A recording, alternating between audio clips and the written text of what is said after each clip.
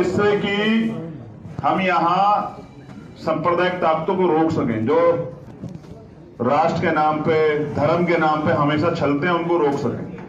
तो मैं यहाँ इसलिए हूं कि हम लोग बिहार को मजबूत बिहार बना सके, खुशहाल बिहार बना सके।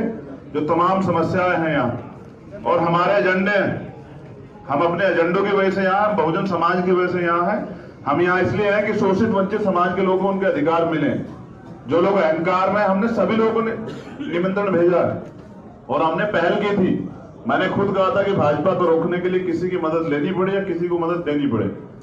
कुछ लोग अहंकार में बैठे हैं, उनको नहीं पता कि जनता नेता तय करती है। जनता वो होता है, आज का समाज नेता उसे मानता है जो उनके बीच में रहता है, जिनसे वो किसी भी समय मिल सके, जिसे अपना दुख दर्द कह सके। और वीआईपी सिक्योरिटी वाले मुझे नहीं लगता है कि गरीबों की आवाज को सुन पाएंगे। धन्यवाद। जहाँ जाते हैं वहाँ जातीय संघर्ष होते हैं, अक्सर ये आपके ऊपर आरोप लगते हैं। जरा आर भारत जी, मेरा आग्रह है, देखिए मैं वहां जाता हूं जहां जाति के नाम से हमारे लोगों पर अत्याचार किया जाता है। मैं कल गया था हाथरस, आप बयां कर पाएंगे, आर भारत में तो नहीं दिखाया। एक बच्ची की जीभ काट ली गई, उसका रेप हुआ, उसके दोनों हाथ पैर तोड़ दिए गए, उसकी रीढ़ की हड्डी फ्रैक्चर कर दी गई। वो 14 दिन से हॉस्पिटल में है, ना किसी महिला आयोग ने संज्ञान लिया। कल मेरे जाने के बाद कम से कम मैं इसलिए चला जाता कि न्यूज वाले जो संज्ञान लेते हैं और अपराधियों को सजा मिलना जो है आसान हो जाता है। मैं जहां जाता हूं इसलिए जाता हूं कि इस देश में रहने वाले 19-20% दलितों की भी कहीं बात हो जाए। मैं यहाँ भी इसलिए हूं कि मैंने इनसे वादा लिया है कि यहाँ भी जातीय अत्याचार पे हम लोग पाबंदी लगाएंगे। मेरी सबसे पहली मांग यही है कि अगर यहाँ किसी भी अत्याचार तो किसी पे भी नहीं होना चाहिए। अगर जिस वर्ग से मैं आता हूं, दलित समाज, किसी जाति पे अत्याचार होगा, किसी मुसलमान पे, बैकवर्ड किसी भाई पे, किसी महिला पे अत्याचार होगा, तो हम लोग एसी के कमरों में नहीं सोएंगे, सड़क पे निकल के जवाब देंगे। और हम लोग सत्ता में होंगे तो ऐसा दिन नहीं आएगा। धन्यवाद। चंद्रशेखर जी, सवाल ये है कि एनडीए हो चाहे महागठबंधन हो, दोनों जगह सीट शेयरिंग को लेकर विवाद चल रहा है। सर पीडीए में क्या है सीट शेयरिंग में? सर क्योंकि 2 दिन बचे हुए हैं। कोई आप भैया, कोई आप चिंता ना करिए। जहाँ पर सत्ता और कुर्सी का लड़ाई ही नहीं है, कब घोषणा होगी सर ये? भैया जो लोग सत्ता में हैं उनसे पूछिए कब घोषणा होगी। हमारी घोषणा हो गई और मैं आपसे आग्रह करूंगा कि कहीं भी चंद्रशेखर जी इस देश के, इनकी पार्टी और ये खुद वहां गए हैं जहां जुल्म हुए हैं। ये जुल्म के खिलाफ गए हैं, जुल्म किए नहीं हैं। ये प्रतीक है जुल्म के खिलाफ। इसलिए ये जाति व्यवस्था पर हमला इनका नहीं होता, ये जुल्म पर हमला होता। और किसी को कुछ पूछना? और चंद्रशेखर जी,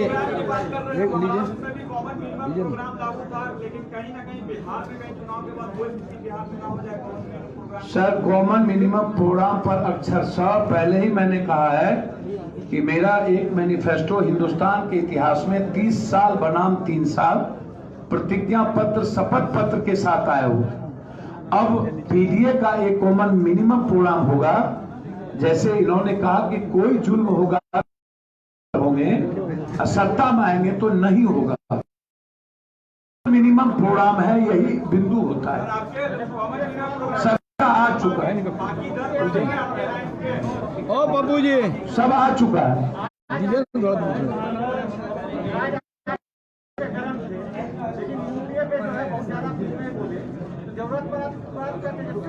तो आपने क्या देखा? यूपीए पर हम नहीं बोले कि बीजेपी क्या करा रही है कुशवाहा जी और मांझी जी को।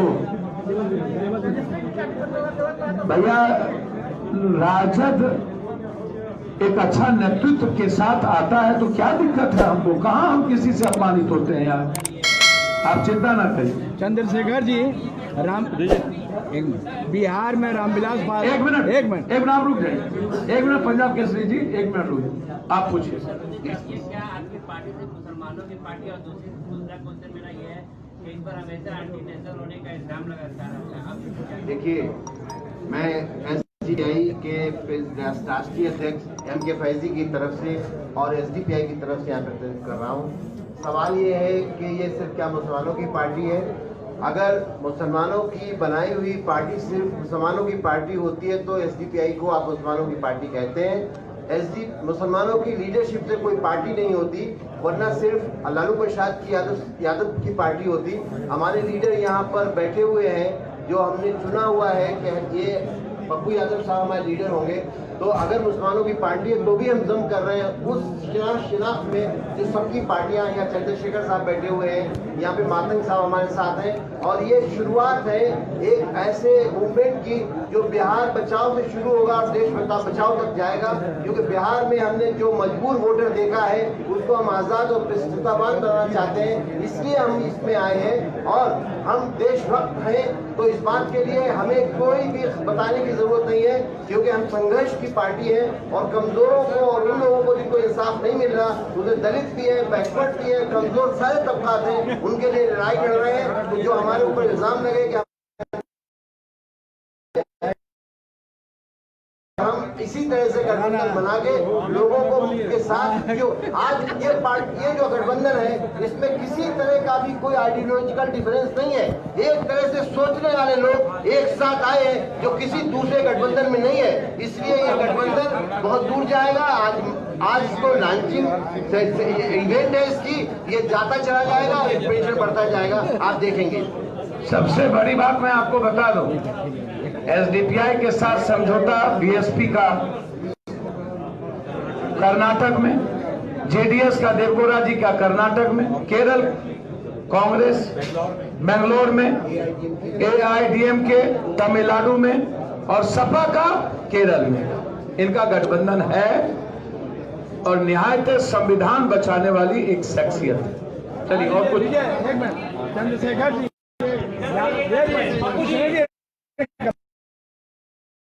दलितों का मांग है कि एक रामविलास पासवान नेता था जिन्होंने ठग लिया दलितों को, जीतन राम मांझी वैसे निकला। आप जो है क्या करेंगे दलितों के लिए? देखिए, ये सवाल दलितों से जरूर पूछा जाता है। कभी किसी बीजेपी कांग्रेस के नेताओं से पूछ के दीजिए, शायद आपके उनके शब्द बिगड़। कहना है कि मैं करने पे भरोसा रखता हूं, कहने में नहीं। पहली बात तो जैसा पप्पू जी ने कहा कि हम दिल बड़ा करके सबको आमंत्रण देते हैं कि सब आए, अगर बात बिहार बचाने की, और अगर अपनी व्यक्तिगत कुर्सी आगे बढ़ाने की, उसको बचाने की बात है तो फिर चाहे अपने बारे में सोचे। दूसरी बात, दलितों को इस देश में जाति धर्म से ऊपर उठ के अधिकार चाहिए और अधिकारों की लड़ाई को मजबूती से लड़ रहे हैं। जिस तरह के अत्याचार दलितों पे होते हैं, हमें उससे मुक्ति चाहिए। और हमारा मुद्दा है आरक्षण का, जो सिर्फ दलितों के लिए नहीं, एससी, एसटी, ओबीसी और माइनॉरिटी के लिए भी जातिगत जनगणना हो और संख्या के आधार पर आरक्षण घोषित हो,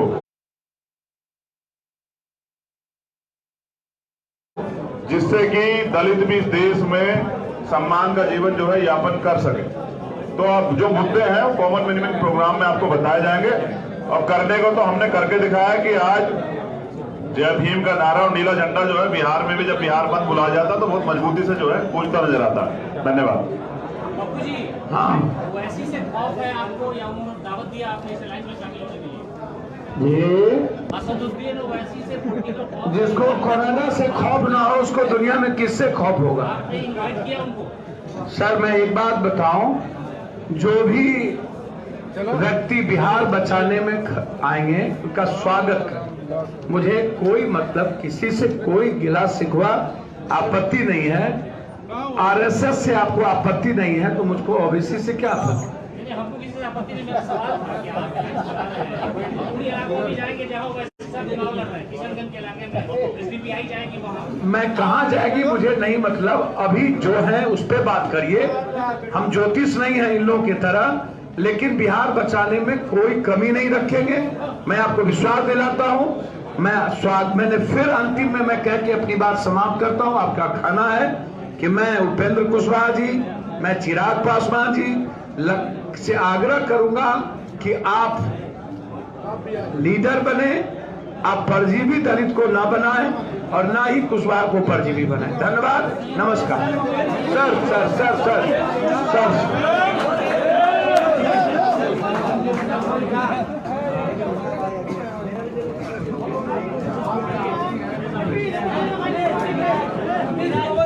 जय जय भीम भैया जय सब। आप लोग हट जाए इधर से, सिर्फ प्रेस वाले बाहर रहेंगे और कोई नहीं।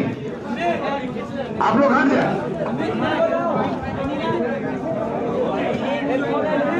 हो गया, आप चलिए, आप वहाँ चलिए। मुझे सारी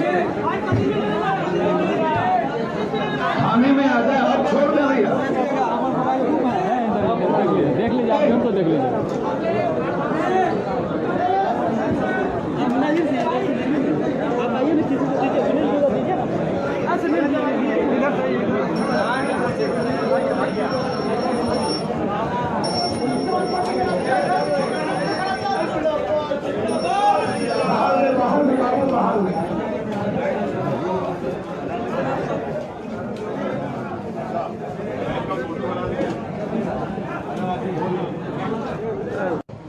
मैं इसे और बड़ा करूंगा जिससे कि हम यहाँ सांप्रदायिक ताकतों को रोक सकें, जो राष्ट्र के नाम पे, धर्म के नाम पे हमेशा चलते हैं, उनको रोक सकें। तो मैं यहाँ इसलिए हूं कि हम लोग बिहार को मजबूत बिहार बना सके, खुशहाल बिहार बना सके। जो तमाम समस्याएं हैं यहाँ और हमारे एजेंडे, हम अपने एजेंडों की वजह से यहाँ, बहुजन समाज की वजह से यहाँ है। हम यहाँ इसलिए हैं कि शोषित वंचित समाज के लोगों को उनके अधिकार मिले। जो लोग अहंकार में, हमने सभी लोगों ने निमंत्रण भेजा है और हमने पहल की थी।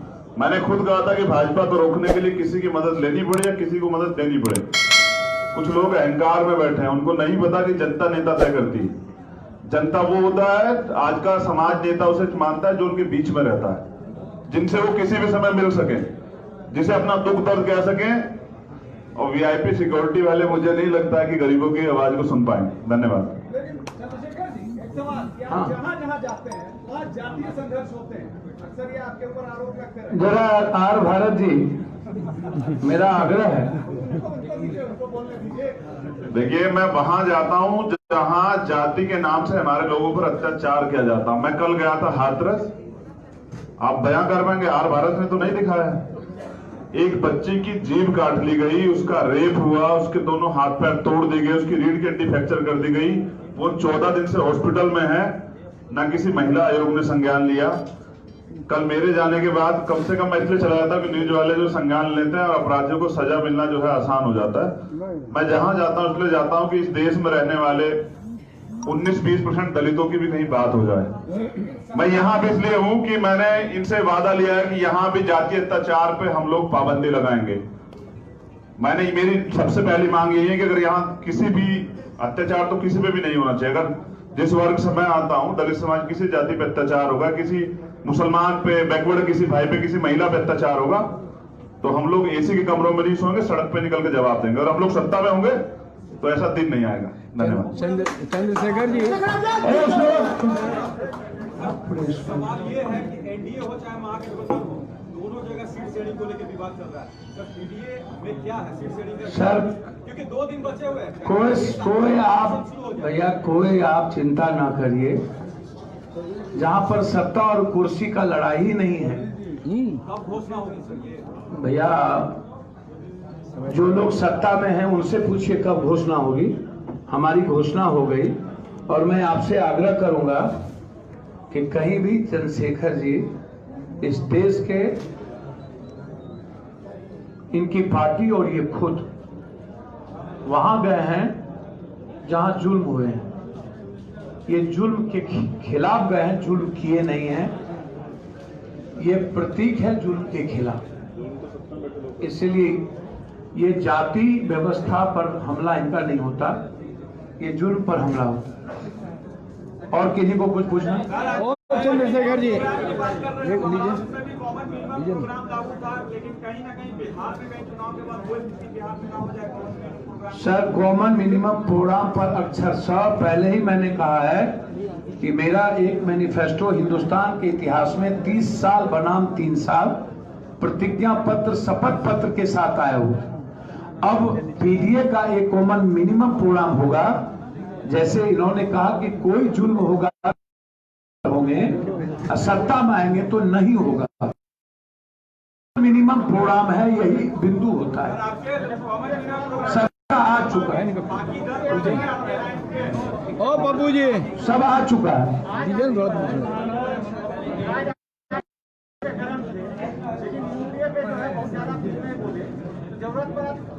तो आपने क्या देखा? यूपीए पर हम नहीं बोले कि बीजेपी क्या करा रही है कुशवाहा जी और मांझी जी को।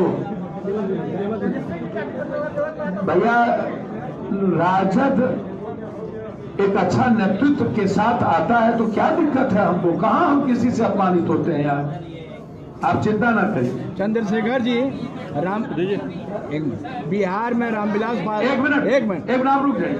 एक मिनट पंजाब केसरी जी, एक मिनट रुकिए, आप पूछिए। ये क्या आपकी पार्टी से मुसलमानों की पार्टी और दूसरा क्वेश्चन मेरा ये है कि इस पर हमेशा एंटी नेशनल होने का इल्जाम लगातार रहता है। देखिए, मैं एसडीपीआई के राष्ट्रीय अध्यक्ष एम.के. फैजी की तरफ से और एसडीपीआई की तरफ से यहाँ प्रतिनिधित्व कर रहा हूँ। सवाल ये है कि ये सिर्फ क्या मुसलमानों की पार्टी है? अगर मुसलमानों की बनाई हुई पार्टी सिर्फ मुसलमानों की पार्टी होती है तो एसडीपीआई को आप मुसलमानों की पार्टी कहते हैं। मुसलमानों की लीडरशिप से कोई पार्टी नहीं होती, वरना सिर्फ लालू प्रसाद की यादव की पार्टी होती।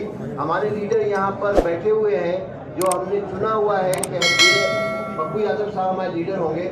तो अगर मुसलमानों की पार्टी है तो भी हम दम कर रहे हैं उस शिनाख्त में जो सबकी पार्टियां, यहाँ चंद्रशेखर साहब बैठे हुए हैं, यहाँ पे मातंग साहब हमारे साथ हैं। और ये शुरुआत है एक ऐसे मूवमेंट की जो बिहार बचाओ से शुरू होगा और देश बचाओ तक जाएगा। क्योंकि बिहार में हमने जो मजबूर वोटर देखा है उसको हम आज़ाद और प्रस्तावान बनाना चाहते हैं, इसलिए हम इसमें आए हैं। और हम देशभक्त हैं तो इस बात के लिए हमें कोई भी बताने की जरूरत नहीं है, क्योंकि हम संघर्ष की पार्टी है। और कमजोरों को और उन लोगों को जिनको इंसाफ नहीं मिल रहा, उन्हें दलित भी है, बैकवर्ड भी है, कमजोर सारे तबकात हैं, उनके लिए लड़ाई लड़ रहे हैं। तो जो हमारे ऊपर इल्जाम लगे कि हम इसी तरह से गठबंधन बना के लोगों को के साथ, जो आज ये पार्टी, ये जो गठबंधन है, इसमें किसी तरह का भी कोई आइडियोलॉजिकल डिफरेंस नहीं है। एक तरह से सोचने वाले लोग एक साथ आए हैं जो किसी दूसरे गठबंधन में नहीं है, इसलिए ये गठबंधन बहुत दूर जाएगा। आज इसको लॉन्चिंग इवेंट है इसकी, ये जाता चला जाएगा और एक्सपेंशन बढ़ता जाएगा, आप देखेंगे। सबसे बड़ी बात मैं आपको बता दूं, एसडीपीआई के साथ समझौता बीएसपी का कर्नाटक में, जेडीएस का देवगौड़ा जी का कर्नाटक में, केरल कांग्रेस बेंगलोर में, एआईडीएमके तमिलनाडु में और सपा का केरल में। इनका गठबंधन है और निहायत संविधान बचाने वाली एक शख्सियत है।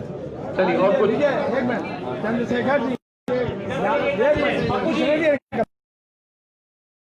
दलितों का मांग है कि एक रामविलास पासवान नेता था जिन्होंने ठग लिया दलितों को, जीतन राम मांझी वैसे निकला। आप जो है क्या करेंगे दलितों के लिए? देखिए, ये सवाल दलितों से जरूर पूछा जाता है। कभी किसी बीजेपी कांग्रेस के नेताओं से पूछ के दीजिए, शायद आपके उनके शब्द बिगड़। कहना है कि मैं करने पे भरोसा रखता हूं, कहने में नहीं। पहली बात तो जैसा पप्पू जी ने कहा कि हम दिल बड़ा करके सबको आमंत्रण देते हैं कि सब आए, अगर बात बिहार बचाने की, और अगर अपनी व्यक्तिगत कुर्सी आगे बढ़ाने की या उसको बचाने की बात है तो फिर चाहे अपने बारे में सोचे। दूसरी बात, दलितों को इस देश में जाति धर्म से ऊपर उठ के अधिकार चाहिए और अधिकारों की लड़ाई को मजबूती से लड़ रहे हैं। जिस तरह के अत्याचार दलितों पे होते हैं, हमें उससे मुक्ति चाहिए। और हमारा मुद्दा है आरक्षण का, जो सिर्फ दलितों के लिए नहीं, एससी, एसटी, ओबीसी और माइनॉरिटी के लिए भी जातिगत जनगणना हो और संख्या के आधार पर आरक्षण घोषित हो, जिससे कि दलित भी इस देश में सम्मान का जीवन जो है यापन कर सके। तो अब जो मुद्दे हैं वो कॉमन मिनिमम प्रोग्राम में आपको बताए जाएंगे, और करने को तो हमने करके दिखाया है कि आज जय भीम का नारा और नीला झंडा जो है बिहार में भी, जब बिहार बंद बुलाया जाता तो बहुत मजबूती से जो है पूछता नजर आता है। धन्यवाद। पप्पू जी, हाँ, वैसी से खौफ है आपको या उन्होंने दावत दिया आपने इस लाइन में शामिल होने के लिए? ये असदुद्दीन ओवैसी से पॉलिटिकल खौफ, जिसको कोरोना से खौफ ना हो उसको दुनिया में किससे खौफ होगा? आपने इनवाइट किया उनको? सर मैं एक बात बताऊं, जो भी व्यक्ति बिहार बचाने में आएंगे उनका स्वागत कर, मुझे कोई मतलब किसी से कोई गिला शिकवा आपत्ति नहीं है। आरएसएस से आपको आपत्ति नहीं है तो मुझको ओबीसी से क्या आपत्ति? हमको किसी से आपत्ति नहीं, मेरा सवाल था कि आप पूरे इलाकों में जाएंगे जहाँ वैसे सब चुनाव लड़ रहे हैं, किशनगंज के इलाके में एसडीपीआई जाएगी वहाँ। मैं कहाँ जाएगी मुझे नहीं मतलब, अभी जो है उस पर बात करिए। हम ज्योतिष नहीं है इन लोगों की तरह, लेकिन बिहार बचाने में कोई कमी नहीं रखेंगे।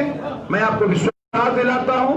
मैंने फिर अंतिम में मैं कह के अपनी बात समाप्त करता हूं। आपका खाना है कि मैं उपेंद्र कुशवाहा जी, मैं चिराग पासवान जी से आग्रह करूंगा कि आप लीडर बने, आप परजीवी दलित को ना बनाएं और ना ही कुशवाहा को परजीवी बनाएं। धन्यवाद, नमस्कार। Sir sir sir sir sir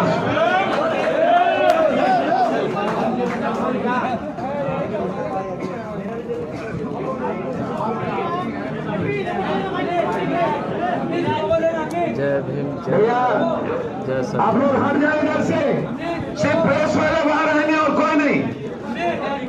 आप लोग हट जाए।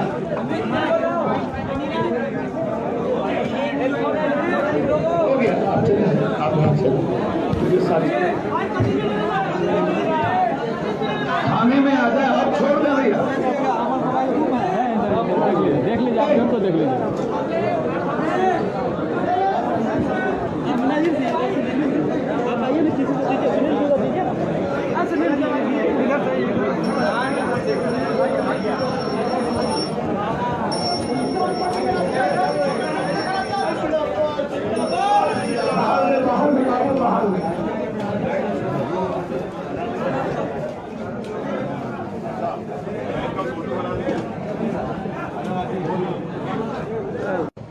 मैं इसे और बड़ा करूंगा जिससे कि हम यहाँ सांप्रदायिक ताकतों को रोक सकें, जो राष्ट्र के नाम पे, धर्म के नाम पे हमेशा छलते हैं, उनको रोक सकें। तो मैं यहाँ इसलिए हूं कि हम लोग बिहार को मजबूत बिहार बना सके, खुशहाल बिहार बना सके।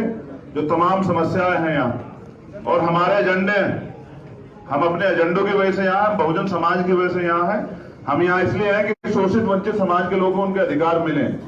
जो लोग अहंकार में, हमने सभी लोगों ने निमंत्रण भेजा है और हमने पहल की थी। मैंने खुद कहा था कि भाजपा को रोकने के लिए किसी की मदद लेनी पड़े या किसी को मदद देनी पड़े। कुछ लोग अहंकार में बैठे हैं, उनको नहीं पता कि जनता नेता तय करती है। जनता वो होता है, आज का समाज नेता उसे मानता है जो उनके बीच में रहता है, जिनसे वो किसी भी समय मिल सके, जिसे अपना दुख दर्द कह सके। और वीआईपी सिक्योरिटी वाले मुझे नहीं लगता है कि गरीबों की आवाज को सुन पाएंगे। धन्यवाद।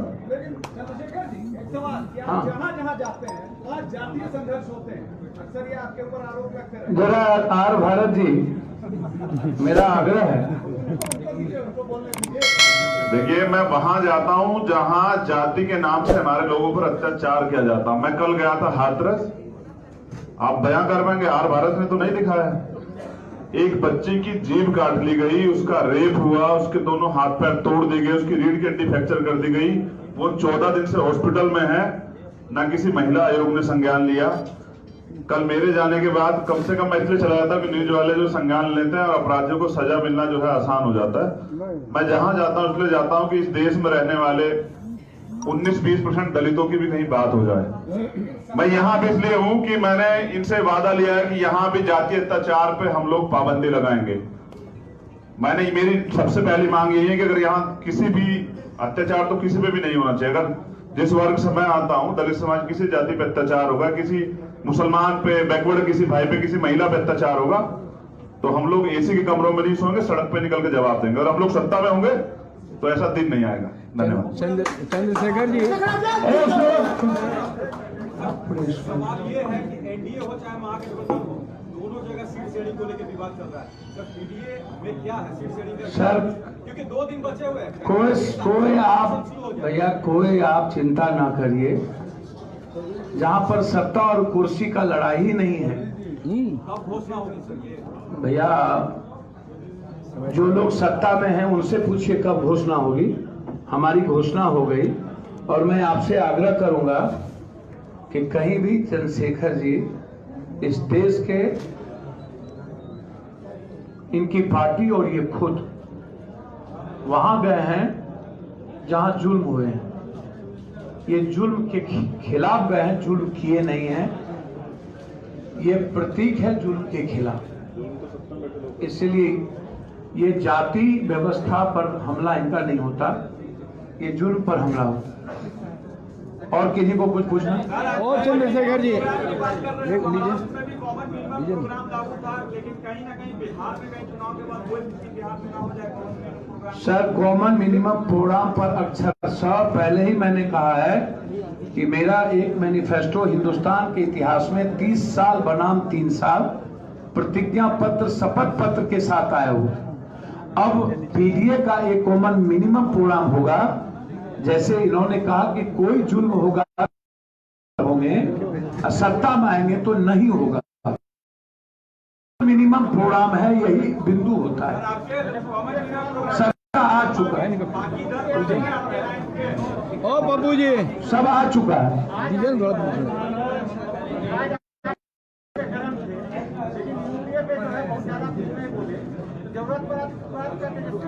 तो आपने क्या देखा? यूपीए पर हम नहीं बोले कि बीजेपी क्या करा रही है कुशवाहा जी और मांझी जी को।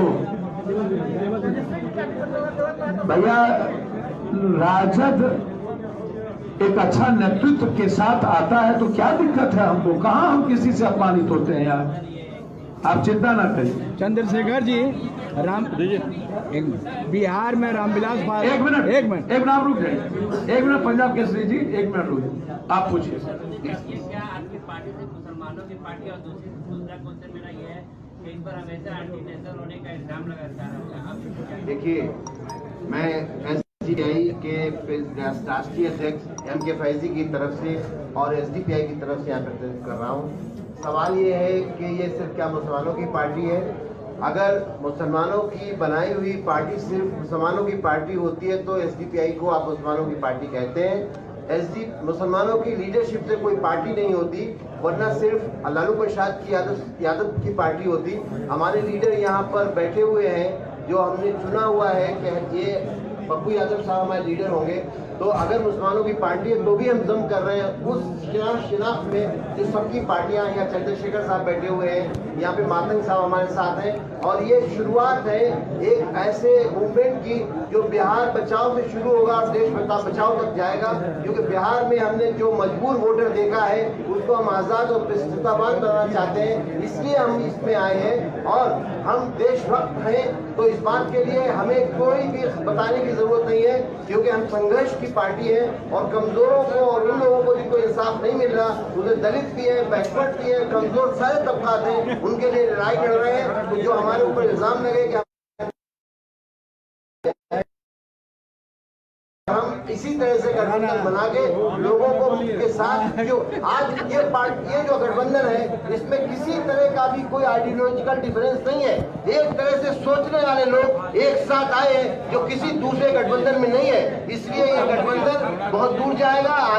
आज तो लॉन्चिंग इवेंट है इसकी, ये जाता चला जाएगा और प्रेशर बढ़ता जाएगा, आप देखेंगे। सबसे बड़ी बात मैं आपको बता दूं, एसडीपीआई के साथ समझौता बीएसपी का कर्नाटक में, जेडीएस का देवगौड़ा जी का कर्नाटक में, केरल कांग्रेस बेंगलोर में, एआईडीएमके तमिलनाडु में और सपा का केरल में, इनका गठबंधन है और निहायत संविधान बचाने वाली एक शख्सियत है। चलिए और कुछ। एक मिनट, चंद्रशेखर जी, दलितों का मांग है कि एक रामविलास पासवान नेता था जिन्होंने ठग लिया दलितों को, जीतन राम मांझी वैसे निकला। आप जो है क्या करेंगे दलितों के लिए? देखिए, ये सवाल दलितों से जरूर पूछा जाता है। कभी किसी बीजेपी कांग्रेस के नेताओं से पूछ के दीजिए, शायद आपके उनके शब्द बिगड़। कहना है कि मैं करने पे भरोसा रखता हूं, कहने में नहीं। पहली बात तो जैसा पप्पू जी ने कहा कि हम दिल बड़ा करके सबको आमंत्रण देते हैं कि सब आए, अगर बात बिहार बचाने की, और अगर अपनी व्यक्तिगत कुर्सी आगे बढ़ाने की या उसको बचाने की बात है तो फिर चाहे अपने बारे में सोचे। दूसरी बात, दलितों को इस देश में जाति धर्म से ऊपर उठ के अधिकार चाहिए और अधिकारों की लड़ाई को मजबूती से लड़ रहे हैं। जिस तरह के अत्याचार दलितों पे होते हैं, हमें उससे मुक्ति चाहिए। और हमारा मुद्दा है आरक्षण का, जो सिर्फ दलितों के लिए नहीं, एससी एसटी ओबीसी और माइनॉरिटी के लिए भी है। जाति का जनगणना हो और संख्या के आधार पर आरक्षण घोषित हो, जिससे कि दलित भी इस देश में सम्मान का जीवन जो है यापन कर सके। तो अब जो मुद्दे हैं कॉमन मिनिमम प्रोग्राम में आपको बताए जाएंगे और करने को तो हमने करके दिखाया कि आज जय भीम का नारा और नीला झंडा जो है बिहार में भी जब बिहार बंद बुलाया जाता तो बहुत मजबूती से जो है गूंजता नजर आता है। धन्यवाद। बापू जी, हाँ वैसी से खौफ है आपको या उन्होंने दावत दिया आपने इस लाइन में शामिल होने के लिए? ये असदुद्दीन ओवैसी से फुर्ती का खौफ, जिसको कोरोना से खौफ ना हो उसको दुनिया में किससे खौफ होगा? आपने इनवाइट किया उनको? सर मैं एक बात बताऊं, जो भी व्यक्ति बिहार बचाने में आएंगे उनका स्वागत करें। मुझे कोई मतलब किसी से कोई गिला शिकवा आपत्ति नहीं है। आरएसएस से आपको आपत्ति नहीं है तो मुझको ओबीसी से क्या आपत्ति? नहीं, हमको किसी से आपत्ति नहीं। मेरा सवाल था कि आप पूरी इलाकों में जाएंगे जहाँ ओवैसी साहब चुनाव लड़ रहे हैं, किशनगंज के इलाके में एसडीपीआई जाएगी वहाँ? मैं कहाँ जाएगी मुझे नहीं मतलब, अभी जो है उस पर बात करिए। हम ज्योतिष नहीं है इन लोगों की तरह, लेकिन बिहार बचाने में कोई कमी नहीं रखेंगे। मैं आपको विश्वास दिलाता हूँ